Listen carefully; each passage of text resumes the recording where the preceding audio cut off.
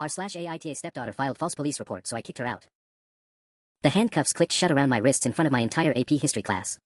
Mr. Davidson, you're under arrest for domestic violence and child abuse, Officer Martinez said, his voice cutting through the stunned silence of 26 17-year-olds who just watched their teacher get perp walked out of Jefferson High. I kept my head up as we walked down the hallway, even as students poked their heads out of classrooms and whispered. 8 years of teaching here. 8 years of coaching debate team, chaperoning dances, staying late to help struggling kids. Gone in 30 seconds. The worst part? I knew exactly who had done this to me. Mia. My stepdaughter. The girl I'd raised since she was 9 years old. 3 hours later, I sat in an interrogation room staring at Detective Walsh across a metal table. She slid a folder toward me, her expression unreadable. Your daughter claims you've been physically abusing her for months, she said. Hitting her, throwing things at her. She says it escalated last night when you grabbed her arm so hard you left bruises. That's impossible. My voice sounded hollow even to my own ears. I've never laid a hand on Mia. Not once. She has photographs of bruises on her arm that match what she's describing. The room felt like it was spinning. Detective, I was at parent-teacher conferences until 10 p.m. last night. I have sign-in sheets, security cameras. Check with the school. Walsh's pen stopped moving. Last night? Yes. Mia specifically told you this happened last night? Something shifted in her expression. According to her statement, yes. The alleged incident occurred around 9:30 p.m. I leaned forward. Then check the cameras.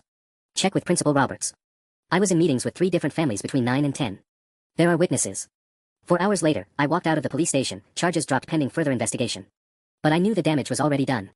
By now, every teacher, student, and parent in our district had heard that David Davidson got arrested for beating his stepdaughter. Doesn't matter that it wasn't true, the whispers would follow me forever. My phone buzzed with texts from colleagues, friends, my principal. I ignored them all except one. Sarah, where are you? Mia is crying and won't tell me what happened. The school called and said you were arrested? My wife. Mia's mother. The woman I'd loved for 9 years, whose daughter I'd walked to school, helped with homework, taught to drive. Whose daughter had just tried to destroy my life. I sat in my car outside the police station for 20 minutes, trying to figure out what to say. How do you tell your wife that her daughter, the girl you both love, just filed a false police report that could have cost you everything? Your job, your reputation, your freedom. Another text from Sarah, David, please come home. We need to talk about this. Home. Right. The place where I was supposed to feel safe, supposed to be able to trust the people under the same roof. The place where a 17-year-old girl had calculated exactly how to destroy me and almost succeeded. I started the engine and pulled out of the parking lot. We definitely needed to talk. But not about what Sarah thought. I needed to know why Mia had done this. And more importantly, I needed to decide whether I could ever feel safe in my own house again. The house looked the same from the outside, but everything felt different as I pulled into our driveway. Sarah's car was there, along with Mia's beat-up Honda that I'd helped her buy last summer. I'd taught her to parallel park in that car, celebrated when she passed her driving test on the second try. Now I wondered if she'd planned this even then. How long had she been thinking about destroying me? Sarah met me at the front door, her face streaked with tears. David, thank God. What happened? The school said. We need to sit down. I pushed past her into the living room, my eyes automatically scanning for Mia. Where is she? Upstairs in her room. She's been crying for hours and won't tell me anything. David, you're scaring me. What's going on? I sank into my recliner, the one Mia used to curl up next to when she was younger, reading her books aloud to me. The irony wasn't lost on me. Mia filed a police report claiming I physically abused her. She told them I grabbed her arm last night and left bruises. She had photographs. Sarah's face went white. What? That's impossible. You would never. Of course I would never. But she had pictures, Sarah. Bruises on her arm that she claimed I made. I ran my hands through my hair. The only problem with her story is that I was at school until 10 p.m. last night. Security cameras, witnesses, documentation. Her timeline doesn't work. But why would she? Sarah trailed off, sinking onto the couch. There has to be some mistake. No mistake. She specifically said 9:30 p.m. She gave them details, Sarah. This wasn't some misunderstanding or cry for help. This was calculated. The sound of footsteps on the stairs made us both look up. Mia appeared in the doorway, her long brown hair hanging in her face, eyes red and puffy. She looked so young, so fragile. For a split second, I felt that familiar protective instinct kick in. Then I remembered sitting in handcuffs. Mia, Sarah said softly. Honey, we need to talk about what happened. Mia's eyes darted between us, landing on me with an expression I couldn't read. Fear.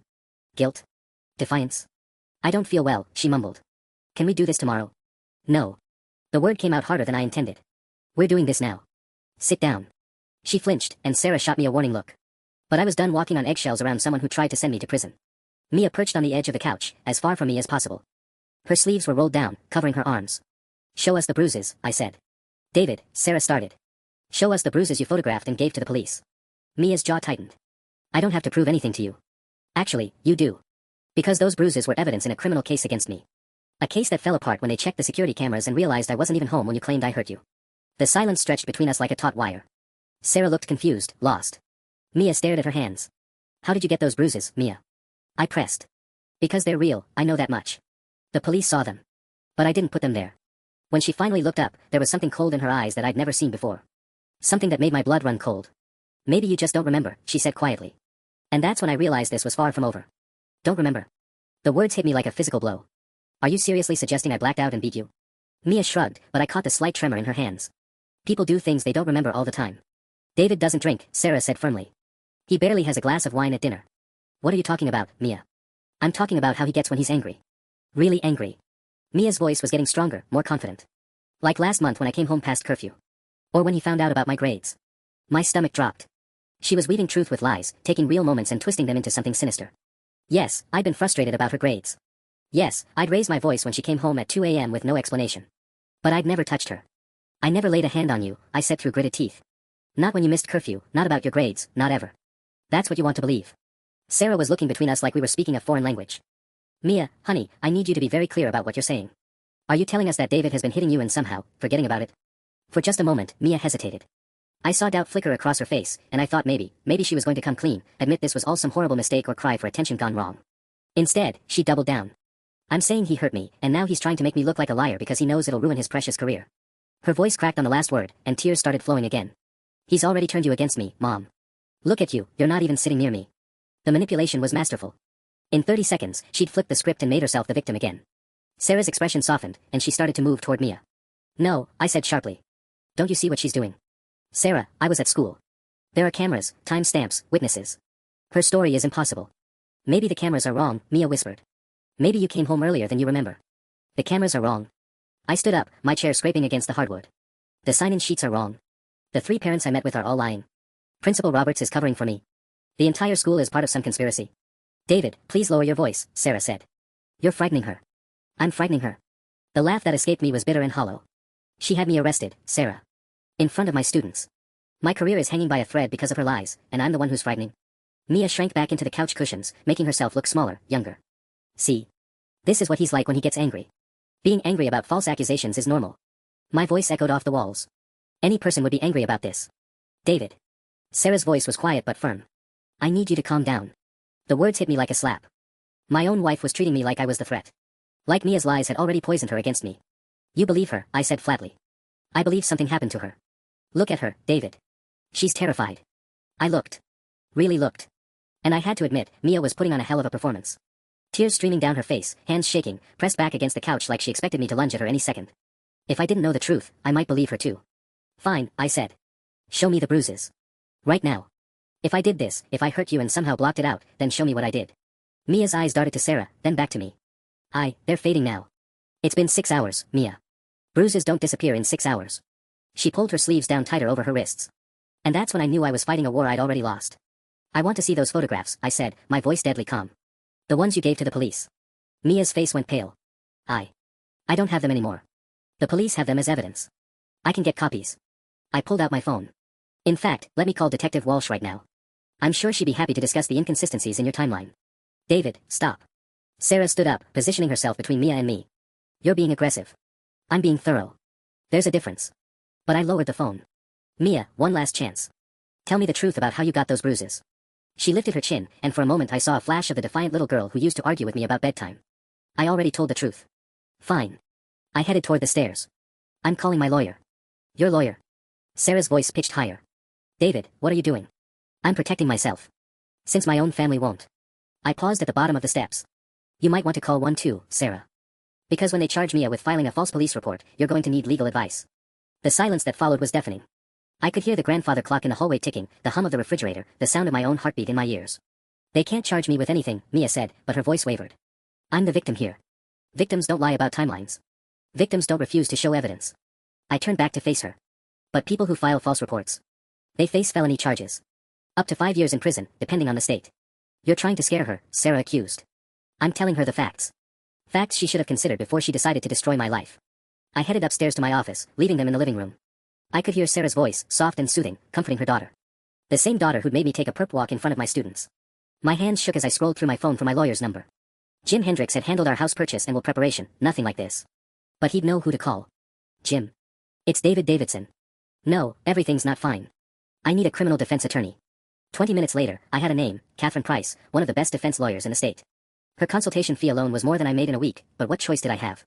When I came back downstairs, Sarah and Mia were gone. Sarah's car wasn't in the driveway. My phone buzzed with a text from Sarah, took Mia to my sister's for the night. We all need space to think. Space to think. Right. Space for Sarah to convince herself that maybe, possibly, I really had hurt Mia and forgotten about it. Space for them to get their stories straight. I walked through my empty house, looking at the family photos scattered throughout. Mia's first day of 5th grade, when she'd insisted I walk her to class because she was nervous about her new teacher. The three of us at the state fair last summer, Mia grinning with cotton candy stuck to her face. Her 16th birthday, when I'd spent weeks planning a surprise party that made her cry happy tears. When had it changed? When had I gone from being the stepfather she called Daddy David to someone she wanted to see in handcuffs? My phone rang.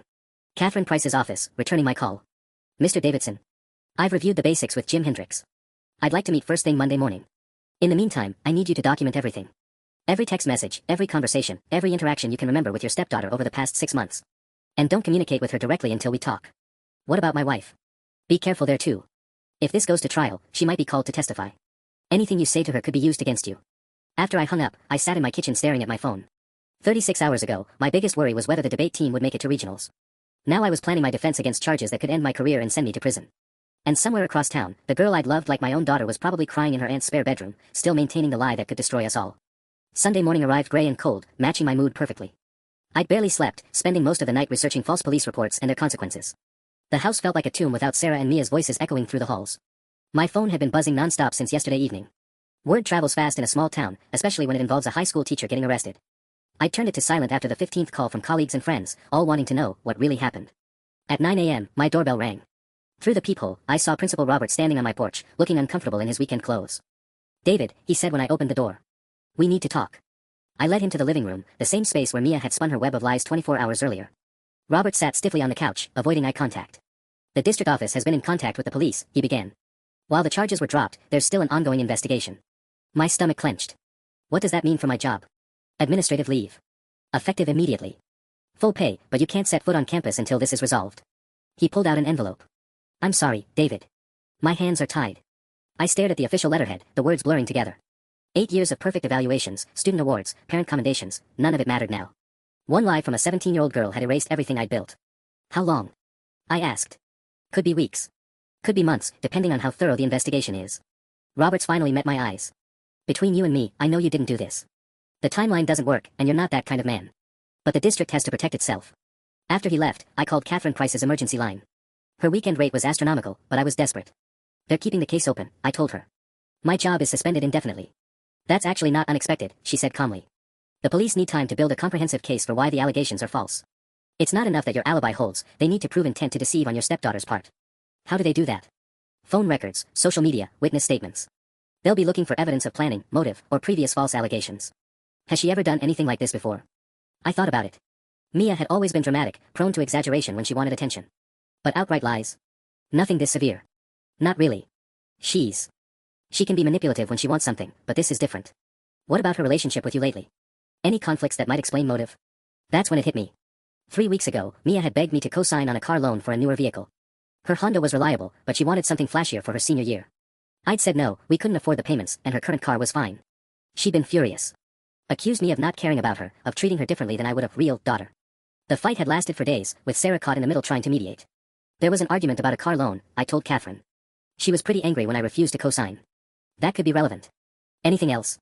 Changes in her behavior, new friends, academic problems. Her grades have been slipping. She's been staying out later, being secretive about where she goes. Another memory surfaced. Last month, she asked if she could move in with her biological father after graduation. When Sarah said no, Mia said she'd find a way to make it happen. The line went quiet for a moment. Mr. Davidson, I think we need to move up our meeting. Can you be at my office this afternoon? After scheduling the appointment, I tried calling Sarah. It went straight to voicemail. Sarah, it's me. I'm on administrative leave from school. We need to discuss what happens next. Please call me back. 2 hours later, my phone finally rang. Not Sarah, Detective Walsh. Mr. Davidson, I'd like you to come in for another interview. There have been some developments in the case. My blood ran cold. What kind of developments? I'd rather discuss this in person. Can you be here at 2 o'clock? I'm calling my lawyer. That's your right, sir. But you're not under arrest. This is just to clarify some details. After she hung up, I immediately called Catherine. They want me to come in again. Something about new developments. Absolutely not. Don't go anywhere near that police station without me present. I'll contact Detective Walsh and arrange a meeting for tomorrow with proper representation. But what if they have new evidence? What if Mia? David, listen to me carefully. Innocent people don't talk to police without lawyers. Especially when there are developments they won't explain over the phone. We stick to the plan. As I hung up, a text came through from an unknown number. You should have just signed for the car. My hands shook as I screenshot the message. It was from Mia. The screenshot of Mia's text burned into my retinas as I stared at my phone. You should have just signed for the car. 13 words that confirmed everything I'd suspected. This wasn't some cry for help or misunderstanding. This was calculated revenge. I immediately forwarded the message to Catherine Price with a note, evidence of motive. Mia just admitted this is about the car loan. Her response came back within minutes. Don't respond to that text. Screenshot everything. This changes the game significantly. But the damage to my psyche was already done. The girl I taught to ride a bike, helped with algebra homework, and comforted through her first heartbreak had orchestrated my public humiliation over a car payment. The betrayal cut deeper than any physical wound could have. My phone buzzed again. This time it was Sarah, coming home to get some clothes. We need to talk. 20 minutes later, her key turned in the lock. She looked exhausted, aged years in just 2 days. Dark circles shadowed her eyes, and her usually perfect hair hung limp around her shoulders. Where's Mia? I asked. Still at my sister's. Sarah set down her purse, maintaining distance between us. David, we can't keep going like this. This situation is tearing our family apart. Our family. I held up my phone, showing her the screenshot. Read this. Sarah's face crumpled as she read Mia's text. Oh God. Oh, David, I'm so sorry. She's admitting it's about the car. It looks that way. Your daughter destroyed my career and nearly sent me to prison because I wouldn't co-sign a loan for a 17-year-old who already has a perfectly good vehicle. She's confused, she's angry. She's criminal. The word hung between us like a blade. Sarah, she filed a false police report. She gave them photographs of bruises and swore under oath that I put them there. That's not teenage rebellion, that's felony-level deception. Sarah sank into her chair, the weight of reality finally settling on her shoulders. What happens now? Now I give this text to my lawyer, who gives it to the police, who hopefully charge your daughter with filing a false report. And I try to salvage what's left of my reputation and career. David, please. She's 17. She made a terrible mistake, but her whole life is ahead of her. A felony conviction would ruin her college prospects, her future. What about my future? The words exploded out of me. What about the fact that every parent in this district now thinks I'm a child abuser? What about the students who watched me get handcuffed in my own classroom? You think that just goes away because the charges were dropped? I know you're hurt. Hurt. I laughed bitterly. Sarah, I'm ruined. Even if I keep my job, I'll never be able to be alone with a student again. Every parent conference, every after-school tutoring session, every normal part of my career is now suspect because your daughter wanted a nicer car. Sarah's face hardened. My daughter. When did she stop being yours too? The question hit me like a physical blow. When had that shift happened in my mind? Somewhere between the handcuffs and this moment, Mia had gone from being my stepdaughter to being Sarah's daughter, the girl who tried to destroy me. The moment she decided to send me to prison rather than accept no for an answer. She's been part of this family for 8 years, David. You can't just write her off. Watch me. The coldness in my own voice surprised me. I won't live in a house with someone who thinks destroying my life is an acceptable response to not getting her way. Sarah stood up abruptly. What are you saying? I'm saying she needs to find somewhere else to live. Permanently. You want me to choose between my daughter and my husband? I want you to choose between your daughter and your husband who's telling the truth. I met her eyes. Because that's what this comes down to, Sarah. Either you believe I'm the kind of man who beats children, or you believe your daughter is the kind of person who lies to police. The silence stretched between us, heavy with 8 years of marriage and the weight of an impossible choice. I need more time to think, Sarah whispered. Take all the time you need. But Mia doesn't come back to this house until this is resolved. I won't give her another opportunity to destroy what's left of my life. Sarah left with a small suitcase, her movements mechanical and distant. After the door closed, I sat in my empty house feeling like a stranger in my own life. Everything familiar had become foreign, the family photos on the mantel now felt like evidence of a life that had never really existed. My phone rang. Catherine Price. David, we have a problem. Detective Walsh called my office. They're not just investigating the false report anymore, they're expanding the scope. My stomach dropped. What does that mean? They've interviewed several of Mia's friends. Apparently, she's been telling people for months that you've been getting worse, more controlling, more aggressive. They're building a pattern of alleged escalating behavior. I gripped the phone tighter. That's impossible. I've barely interacted with her friends except to drive them places or say hello when they're over. One girl claims you yelled at Mia in front of her last month. Another says Mia showed her bruises on her shoulder a few weeks ago, claimed you grabbed her during an argument. The room started spinning. Catherine, I swear to you, none of this happened. The yelling, maybe I raised my voice about her curfew, but I never touched her. I believe you.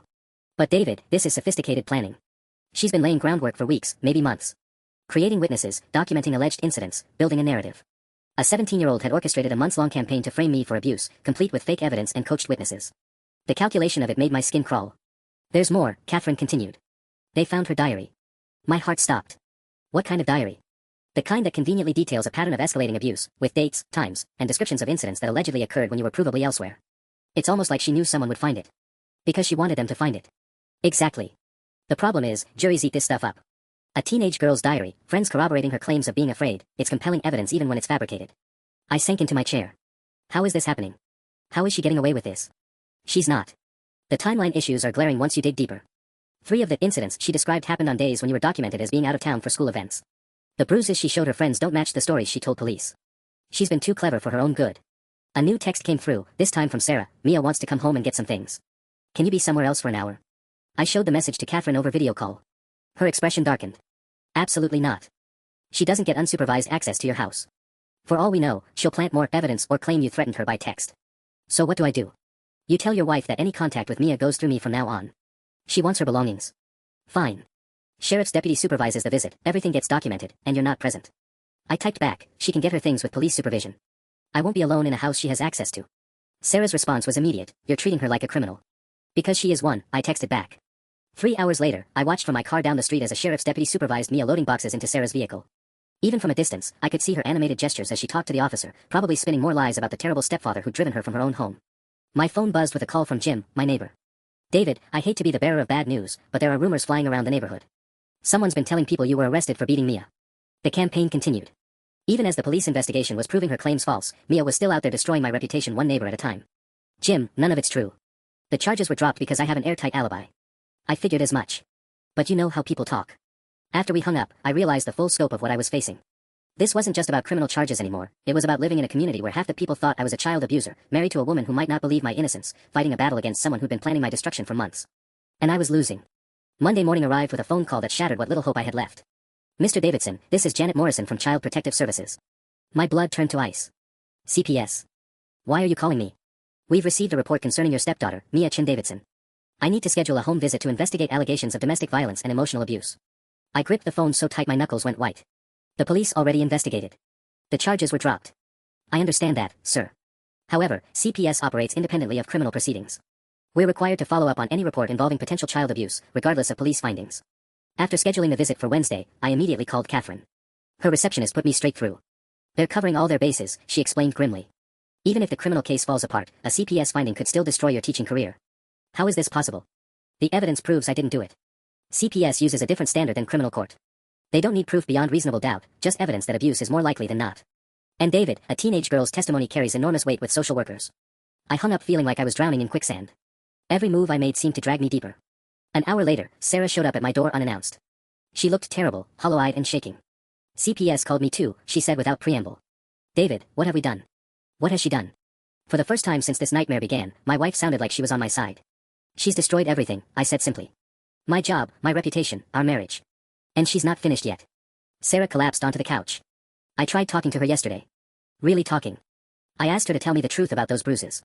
And she got defensive, angry. Started crying about how nobody believes her, how everyone's taking your side. Sarah's voice cracked. But David, when I pressed her for details about that night, her story kept changing. First you grabbed her in the kitchen, then it was the living room. First it was around 9:30, then maybe closer to 10. I sat down across from her. She's been caught in lies before, Sarah. Remember when she said she was at Jessica's house but was actually at that party where the cops came? This is different. This isn't about sneaking out or underage drinking. She's trying to send you to prison. My phone buzzed. Another unknown number, Mom doesn't believe you either. She's just being nice. I showed Sarah the text. Her face went ashen. She's watching the house, Sarah whispered. She knows I'm here. The realization hit us both at the same time. We looked toward the front windows, suddenly feeling exposed in our own living room. There, Sarah pointed. A car parked across the street with someone in the driver's seat. Too far to see clearly, but the silhouette looked familiar. She's stalking us now. I moved away from the window. Sarah, this is escalating. She's not just lying to police anymore, she's actively monitoring our movements. My phone rang. Detective Walsh. Mr. Davidson, I need to inform you that your stepdaughter has filed an additional report claiming you've been sending her threatening text messages. What? I haven't sent her anything. She provided screenshots of messages from your number, including one that says, "You'll regret what you've done to this family." My mouth went dry. Detective, I can prove I never sent those. Check my phone records, look at my actual device. Someone's spoofing my number or doctoring screenshots. We'll be looking into that. In the meantime, I'm advising you to have no contact whatsoever with the alleged victim. After she hung up, I turned to Sarah. She's fabricating text messages now. Making it look like I'm threatening her. How is that possible? There are apps that can fake text conversations.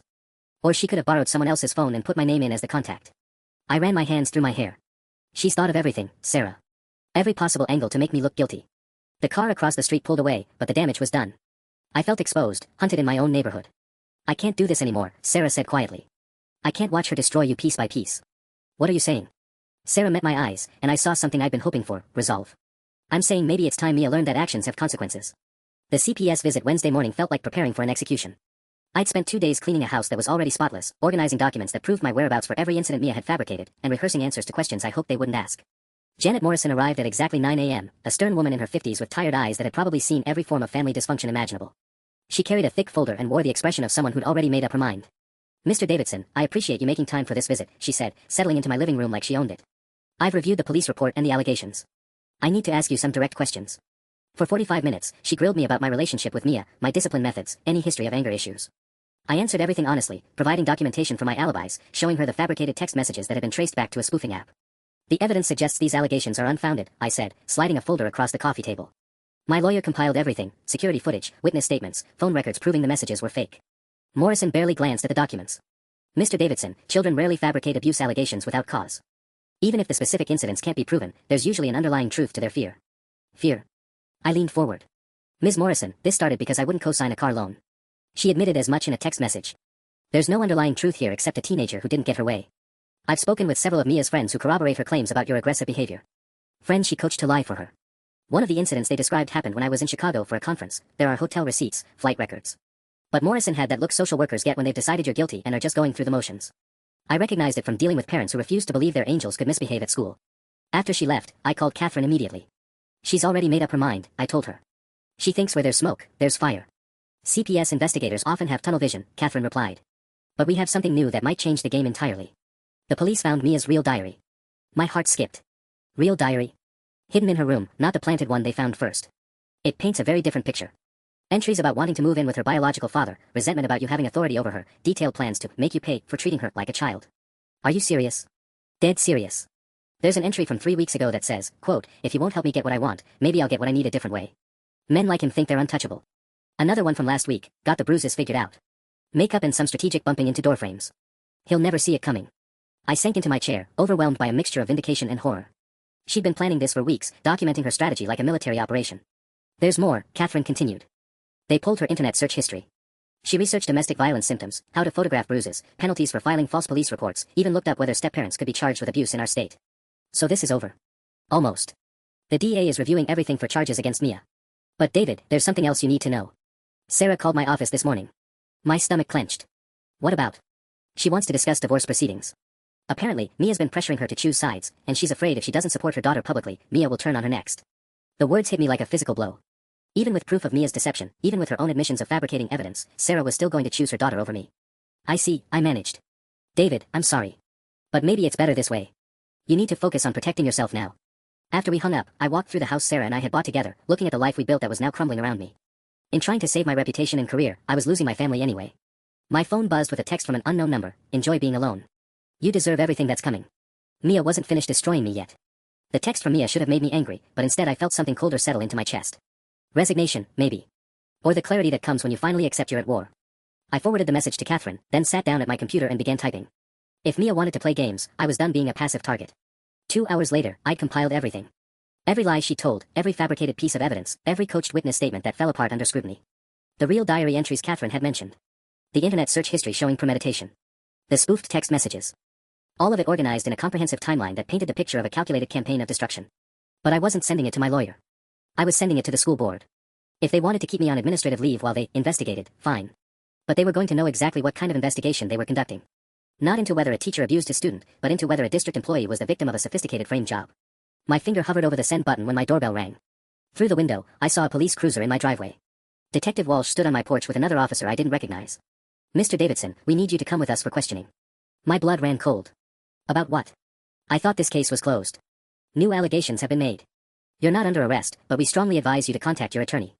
I called Catherine from the back of the police car, my hands shaking as I dialed. They picked me up again. Something about new allegations. Don't say a word until I get there. Not one word. The interrogation room looked exactly the same as it had 5 days ago, but everything else had changed. This time, I knew I was fighting for more than just my job or reputation. I was fighting for my sanity. Detective Walsh entered with a thick file and that same unreadable expression. "Your stepdaughter has provided additional evidence," she began. "Recordings of conversations where you allegedly threatened her." My stomach dropped. Recordings? She pressed play on a small device. My voice filled the room, angry and menacing. "If you keep pushing me, Mia, you're going to regret it. I've had enough of your attitude." I stared at the recorder in shock. It was my voice, but I'd never said those words. Never in that tone, never with that venom. "This was recorded 3 days ago, according to the timestamp," Walsh said. Do you deny saying this? That's not. I struggled to form words. Detective, I haven't spoken to Mia in days. I haven't been in the same room as her since this all started. The audio analysis confirms it's your voice. Then it's been manipulated. Spliced together from other conversations. I leaned forward desperately. There are programs that can do that now. Take pieces of speech and reassemble them into new sentences. Walsh's expression didn't change. That's a very convenient explanation. It's the truth. Check the metadata, examine the file for digital manipulation. This is exactly what she's been doing all along, fabricating evidence. The door opened and Catherine walked in, looking grim. This interview is over. My client isn't saying another word. But as we left the station, I could see it in Catherine's eyes. The audio recording was good. Too good. Even if it was fake, proving that to a jury would be nearly impossible. How is she doing this? I asked as we sat in Catherine's car outside the police station. Voice synthesis technology has gotten sophisticated. She could have used clips from family videos, phone calls, any recorded conversation to build a database of your speech patterns. A 17-year-old has access to that kind of software. Catherine's phone buzzed. She answered it, and I watched her face go pale as she listened. That was the DA's office, she said after hanging up. They're filing charges. Aggravated domestic violence and intimidation of a witness. Based on fake evidence. Based on evidence they believe is real. David, you need to prepare yourself. This is going to trial. As we drove away from the police station, I saw a familiar figure in the parking lot.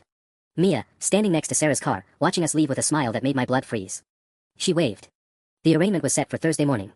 3 days to prepare for what Catherine warned could be a media circus in our small town. The local newspaper had already picked up the story, high school teacher charged with domestic violence against stepdaughter. By Tuesday, protesters had gathered outside Jefferson High. Parents demanding my immediate termination, carrying signs that read, "Protect our children," and "Believe survivors." The irony wasn't lost on me. They were protesting to protect kids from a man who'd never hurt a child, while the real predator sat in her bedroom crafting her next lie. I watched the coverage from my living room, feeling like a spectator at my own execution. Channel 7 had somehow obtained Mia's school photo, the sweet, innocent smile that had fooled everyone for months. The reporter called her a brave young woman who found the courage to speak out against her abuser. My phone buzzed with another unknown number, enjoying the show. This is just the beginning. I'd stopped responding to Mia's taunts, but each message felt like a needle under my skin.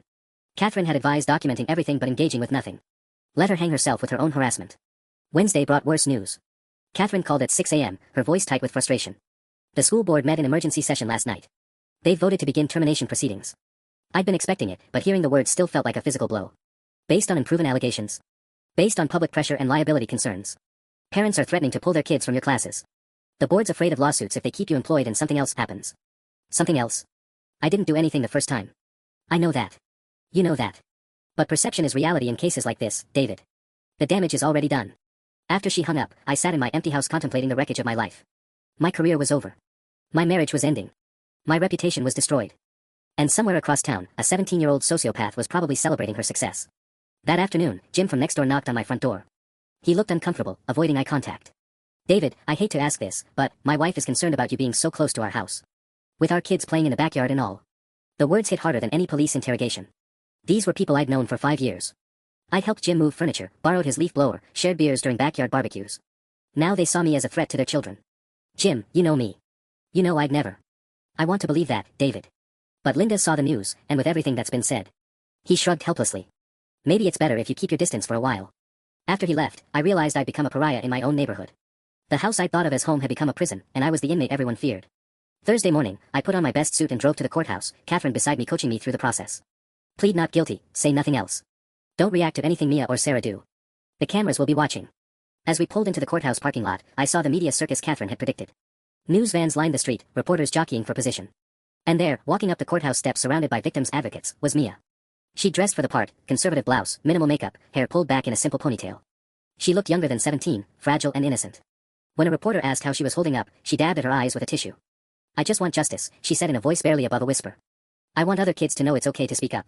Watching her performance from across the parking lot, I felt something snap inside me. The girl I'd loved, protected, and raised had become a stranger wearing my stepdaughter's face. And she was about to destroy what little remained of my life. The courthouse steps felt like walking a gauntlet. Reporters shouted questions, cameras flashed, and somewhere in that crowd of vultures, Mia played her role perfectly. I kept my eyes straight ahead, Catherine's hand on my elbow guiding me through the chaos. Inside, the courtroom was packed. I recognized faces from the school district, parents whose children I'd taught, colleagues who now wouldn't meet my eyes. Sarah sat in the front row behind the prosecutor's table, her face a mask of anguish. She looked at me once as I entered, and I saw something that might have been apology before she looked away.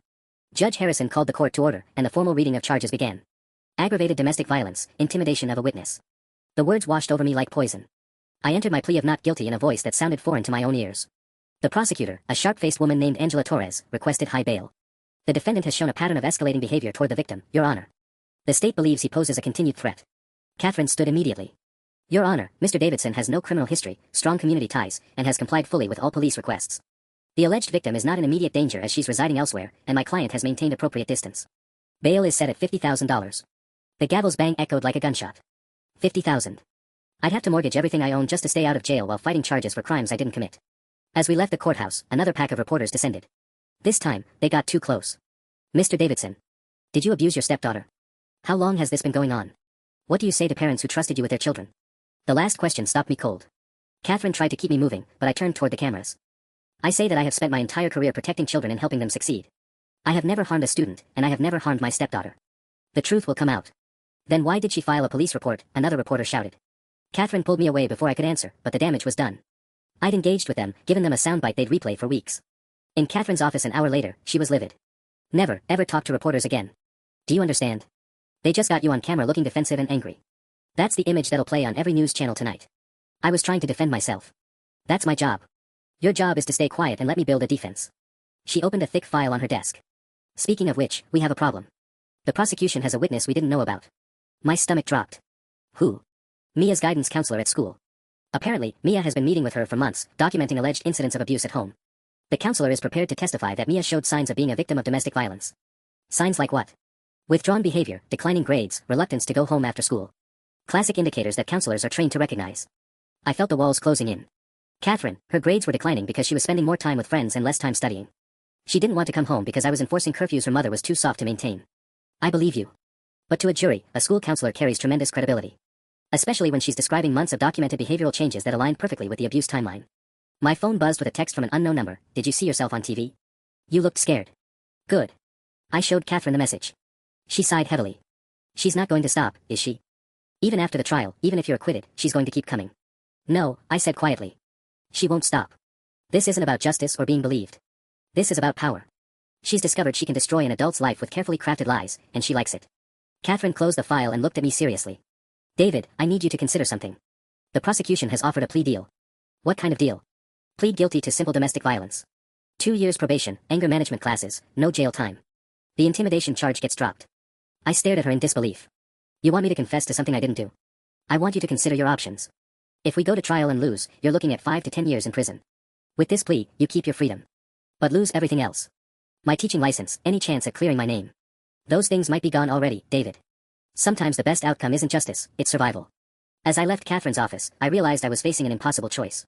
Admit to being the monster Mia had painted me as, or risk spending the next decade in prison for crimes I didn't commit. Either way, the 17-year-old girl I'd once called my daughter had already won. That night, I couldn't sleep. Every time I closed my eyes, I saw Mia's performance on the courthouse steps, her perfectly timed tears and trembling voice. The plea deal Catherine had presented felt like choosing between drowning and suffocating. Either way, I'd be destroyed. At 3 a.m., my phone rang. Sarah's name on the screen. David? I'm sorry to call so late, but... Her voice was shaking. Something's happened. I sat up immediately. What's wrong? Mia's missing. She didn't come back to my sister's house tonight. Her car's gone, her phone goes straight to voicemail. Sarah was crying now. The police said they can't file a missing person report until it's been 24 hours, but David, what if something happened to her? Despite everything, my first instinct was still to protect her. Where was she supposed to be? Study group at the library. But I called Jessica's mom, and there was no study group. She's been lying about where she goes at night. A cold realization washed over me. Sarah, what if this isn't random? What if she's planning something else? What do you mean? She texted me after the arraignment. She said this was just the beginning. What if disappearing is part of whatever she's planning next? The line went quiet except for Sarah's ragged breathing. You think she's doing this on purpose? I think your daughter is capable of anything. The question is, what does she gain by disappearing right now? My phone buzzed with another call. Catherine's emergency line. Sarah, I have to take this. Call me if you hear anything. David? Catherine's voice was tight with urgency. Turn on channel 7. Now. I grabbed the remote with shaking hands. The late-night news was running a breaking story, missing teen stepfather charged with abuse. The reporter stood outside what looked like an abandoned warehouse. 17-year-old Mia Chin Davidson disappeared tonight after leaving what family believed was a study session. Police have not yet connected her disappearance to the domestic violence charges filed against her stepfather earlier today, but sources close to the family say the teenager has been increasingly frightened since coming forward with abuse allegations. The screen cut to an interview with a woman I didn't recognize. She was terrified, the woman said. Just last week, she told me she was afraid he might try to hurt her to keep her from testifying. Catherine, who is that woman? I have no idea, but she just gave the prosecution exactly what they needed. A witness claiming Mia feared for her life because of you. The news switched to footage from this morning's arraignment, focusing on the moment I'd stopped to address the reporters. In the edited clip, my words about defending myself sounded like threats. My face looked cold, angry, dangerous. They're making it look like I'm responsible for her disappearance, I said, horror creeping into my voice. It gets worse. The police are treating this as a potential kidnapping. They want to search your house. Let them search. They won't find anything because I don't know where she is. David, it doesn't matter what they find or don't find. The narrative is already set. Abusive stepfather charged with domestic violence, teenage victim disappears the same day. Every news outlet in the state is going to run with that story. Through my front window, I could see cars slowing down as they passed my house. Word was already spreading through the neighborhood. By morning, I'd probably have protesters on my lawn again. There's something else, Catherine continued. The judge has revoked your bail. There's a warrant out for your arrest on suspicion of kidnapping. My legs gave out. I sank onto the couch, phone clutched in my trembling hand. She's destroyed me completely. Pack a bag. Turn yourself in at my office in the morning. Don't make them come find you, that'll only make the optics worse. As I hung up, one terrible thought consumed me. Wherever Mia was hiding, she was watching the news coverage and smiling. I spent my last night of freedom sitting in my dark living room, watching news vans set up camp across the street. Every 30 minutes, another breaking update flashed across the screen, expert panels discussing the psychology of abusive stepfathers, former students being interviewed about whether they'd ever felt uncomfortable around me, child psychologists explaining how victims often disappear when they fear retaliation. At 5 a.m., my phone rang. Detective Walsh. Mr. Davidson, we need to discuss your stepdaughter's disappearance. I already told you, I don't know where she is. Her car was found abandoned at Riverside Park. There are signs of a struggle. My blood turned to ice. Riverside Park was where I taught Mia to fish 3 summers ago. Where we'd had father-daughter talks about boys and college plans. If she'd staged something there. Detective, please tell me you're processing that scene for evidence that doesn't involve me. We're processing everything. But Mr. Davidson, we found something else. Your business card in her glove compartment with a handwritten note on the back. What kind of note? Meet me at the usual spot where everyone finds out what really happened. That's your handwriting, isn't it? The room started spinning. I've never written anything like that. I haven't given Mia my business card in years, I don't even have business cards anymore. The handwriting analysis will determine that. In the meantime, I strongly advise you to come in voluntarily. After she hung up, I called Catherine immediately. She planted evidence at the scene, I told her. My business card with a fake note. David, how would she get your business card?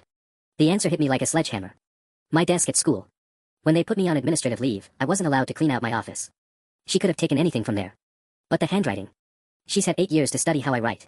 Report cards, permission slips, notes on the refrigerator. She could forge my signature before she turned 13. Catherine was quiet for a long moment. This is escalating beyond anything I've ever seen. David, she's not just trying to get you convicted anymore.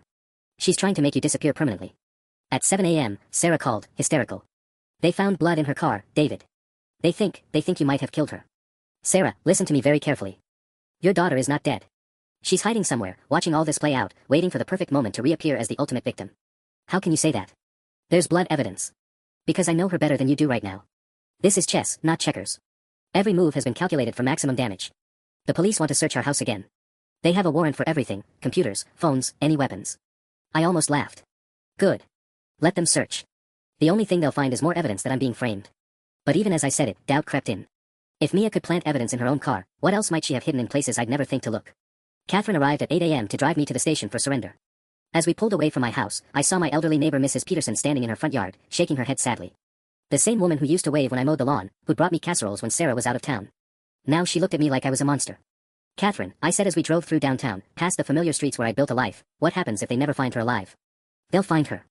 Criminals this sophisticated always make mistakes eventually. And if they don't? Catherine's silence was answer enough. The surrender at the police station felt like a death march. Catherine walked beside me as reporters shouted questions about Mia's murder, their cameras capturing every step toward what they assumed was my downfall. Then, as we reached the station doors, Catherine's phone rang. What? She stopped dead in her tracks, her face shifting from grim resignation to shock. Are you absolutely certain? I watched her expression change as she listened, hope flickering to life in my chest for the first time in days. They found her, Catherine said, hanging up. Mia's alive. The relief hit me like a physical blow, but it was quickly replaced by suspicion. Where? Miami. Airport security spotted her trying to board a flight to Costa Rica using a fake ID. She had $15,000 in cash and detailed plans for disappearing permanently. My legs nearly gave out. $15,000.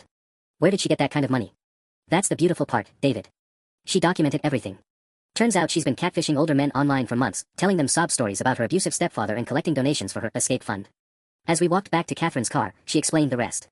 Airport security had searched Mia's bags and found a laptop containing months of fabricated conversations, fake social media profiles, and detailed records of her cons. But most damning was a folder labeled Project Destroy David, screenshots proving she created fake text messages, voice recordings spliced from family videos, and step-by-step plans for framing me. There's more, Catherine continued. The witness who claimed Mia was afraid of you. That was Mia herself, using voice modulation software and a fake identity. The blood in her car was from a medical supply company. She ordered it online using stolen credit card information. We sat in Catherine's car outside the police station, watching reporters scramble to update their stories. The narrative was shifting in real time from stepfather suspected of murder to teenager's elaborate hoax exposed. How long before the charges against me are dropped? I asked. Walsh is reviewing everything now. I'd say by tonight, you'll be completely exonerated. My phone buzzed with a call from Principal Roberts. David, I just heard the news. The school board is meeting an emergency session to discuss your immediate reinstatement. We owe you an enormous apology. The next call was from Sarah, sobbing. David, I'm so sorry. I should have believed you. I should have seen what she was doing. Sarah, she fooled everyone. Even the police, even CPS. She's a master manipulator. Can you forgive me? Can we try to rebuild what we had? I looked out at the reporters packing up their equipment, the protesters who'd already moved on to other causes, the community that had turned against me so quickly. The answer came easier than I expected. No, Sarah. I can forgive you, but I can't go back to that life. Too much has been broken. 3 hours later, Detective Walsh called with the final update. Mr. Davidson, all charges have been dropped. Your stepdaughter has confessed to everything: false police reports, evidence tampering, fraud, identity theft. She's looking at serious federal charges. What happens now? She'll be extradited back here for trial. Given the sophistication of her scheme and the financial crimes involved, she'll likely be charged as an adult. That evening, I sat in my empty house watching the news coverage of Mia's arrest. They showed her being led through the airport in handcuffs, no longer the fragile victim but a cold-faced teenager who'd nearly destroyed an innocent man's life for $15,000 and a plane ticket. The girl I'd once called my daughter had taught me a valuable lesson about trust, family, and the capacity for evil that can hide behind familiar faces. I was free, vindicated, and completely alone. And for the first time in weeks, that felt exactly right.